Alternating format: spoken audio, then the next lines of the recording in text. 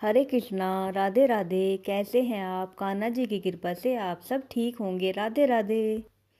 कल हमने कार्तिक मास का 18वां अध्याय सुना था। आज हम कार्तिक मास का 19वां अध्याय शुरू करते हैं।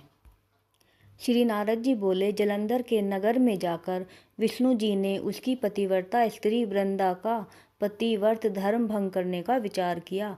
वह उसके नगर में जाकर ठहर गए।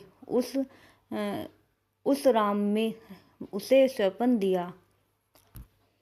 रात में वृंदा देवी ने स्वप्न में अपने पति को भैंसे पर सवार हुए, शरीर में तेल लगाए नग्न देखा। वह काले फूलों की माला धारण किए हुए पितर भूत के समूह में गिरा हुआ अंधकार से और दक्षिण दिशा में जाता हुआ स्वप्न में दिखाई दे रहा था। शीघ्र अपने साथ अपनी नगरी को समुद्र में डूबती हुई देखा। तब पतिव्रता स्त्री वृंदा नींद उचड़ने पर उस दुस्वप्न का विचार करने लगी। धुंधले तथा अनेक छिद्रों से युक्त सूर्य नारायण को उगते देखा। यह सब अनिष्ट समझकर रोती हुई वह भयभीत हो गई। तब गोपुर तथा प्रसाद में कहीं भी शांति नहीं मिली। तब दो सखियों को साथ लेकर नगर के बाग में गई, परंतु दुस्वप्न की चिंता से भयभीत वृंदा को कहीं भी सुख नहीं मिला। वह एक बाग से दूसरे बाग में जाती, तब भी शांति न मिली। इसके बाद वन में घूमती हुई उसने सिंह के समान आकृति वाले भयंकर दांत विकराल नेत्र वाले दो राक्षसों को देखा। उन्हें देखकर वह व्याकुल होकर भागने लगी। उसी समय उसने अपने शिष्य के साथ एक मौन में बैठे हुए शांत स्वरूप तपस्वी को भी उसने देखा। तब भय से अपने दोनों हाथों को ऋषि के कंठ में डालकर बोली कि हे महाराज, मैं आपकी शरण में हूँ। इन भयंकर राक्षसों से मेरी रक्षा करिए। मुनि ने राक्षसों से डरी हुई राक्षसों द्वारा पीछा की हुई बाला को देखकर हुंकार से ही उन दोनों को पीछे भगा दिया। उन राक्षसों को हुंकार से भयभीत और भागे हुए देखकर भूमि में दंडवत प्रणाम कर वृंदा कहने लगी। वृंदा ने कहा, हे कृपानिधे, भयंकर से भय से आपने मेरी रक्षा की है, इसलिए मैं आपसे कुछ विनय करना चाहती हूँ। आप कृपा कर सुनिए। हे सुव्रत, मेरे पति जलंधर महादेव जी के साथ युद्ध करने के लिए गए हैं। वे युद्ध में कैसे हैं, आप कृपा कर कहिए। नारद जी ने कहा। उसका वचन सुनते ही मुनि ने कृपा दृष्टि से ऊपर को देखा। उसी समय दो बंदर वहां पर आए और प्रणाम कर मुनि के सम्मुख बैठ गए।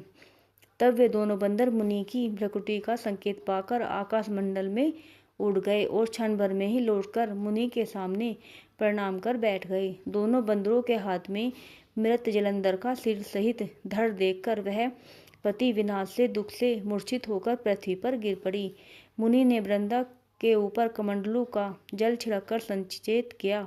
फिर वृंदा दीन भाव से अपने पति के मस्तक में अपना मस्तक मिलाकर रोने लगी। वृंदा ने कहा, हे प्रभु, आप पहले मधुरालाप से मुझे प्रसन्न रखते थे, परंतु आज मुझ निरपराधिनी दासी से क्यों नहीं बोलते? आपने जिस विष्णु सहित सब देवताओं और गंधर्वों को जीत लिया था, उन तीनों लोकों के विजेता आपको तपस्वी शिव ने कैसे मार दिया? श्री नारद जी बोले। इस प्रकार विलाप करती हुई वृंदा मुनि से कहने लगी। वृंदा ने कहा, हे कृपानिधे, हे मुनीश्वर, मेरे प्रिय पति को आप जीवन दान दीजिए। हे मुने, मेरा यह मत है कि आप ही मेरे मृत पति को जीवन दान दे सकते हैं। श्री नारद जी बोले। उसका ऐसा वचन सुनकर हंसते हुए मुनि ने कहा, यह तेरा पति महादेव जी के हाथ से युद्ध में मारा गया है, अतः कोई इसे जिलाने में समर्थ नहीं हो सकता। तब भी तुम्हारे ऊपर कृपा कर इसको मैं जीवन दान देता हूँ। यह कहकर मुनि अंतर्ध्यान हो गए। जब जलंधर जीवित हो गया तो वृंदा को आलिंगन कर प्रेम पूर्वक उसके मुख का चुंबन करने लगा। तब वृंदा अपने पति को देखकर अत्यंत प्रसन्न होती हुई उसी वन में जलंधर के साथ बहुत दिनों तक विहार करने लगी। नारद जी ने कहा, एक समय सहवास के अंत में उसको ज्ञान हुआ कि ये विष्णु है। यह जानकर फटकारती हुई क्रोधित होकर वृंदा बोली, हे हरे, पराई स्त्री के साथ रमण करने वाले, आपको धिक्कार है। मैंने भली भांति समझ लिया है कि आप मायावी तपस्वी थे। वे दोनों माया के राक्षस जो आपने पहले दिखाए थे, वे ही दोनों राक्षस तुम्हारी स्त्री को हरेंगे। स्वयं तुम भार्या के दुख से दुखी होकर वन में बंदरों से सहायता लोगे और समस्त संसार के स्वामी होते हुए भी तुम वन वन में स्त्री के वियोग में घूमते फिरोगे और यह जो तुम्हारा शिष्य बना था वह मृगा होगा। ऐसा कहकर वृंदा ने विष्णु भगवान के बारंबार रोकने पर भी अग्नि में प्रवेश किया। तब विष्णु भगवान बार बार वृंदा का ही स्मरण करते हुए और उसकी चिता की भस्म तथा धूलि को शरीर में लगाते हुए वहीं व्याकुल होकर पड़े रहे। देवताओं, सिद्धों तथा मुनियों के बहुत समझाने पर भी उनको कुछ भी शांति न हुई। राधे राधे।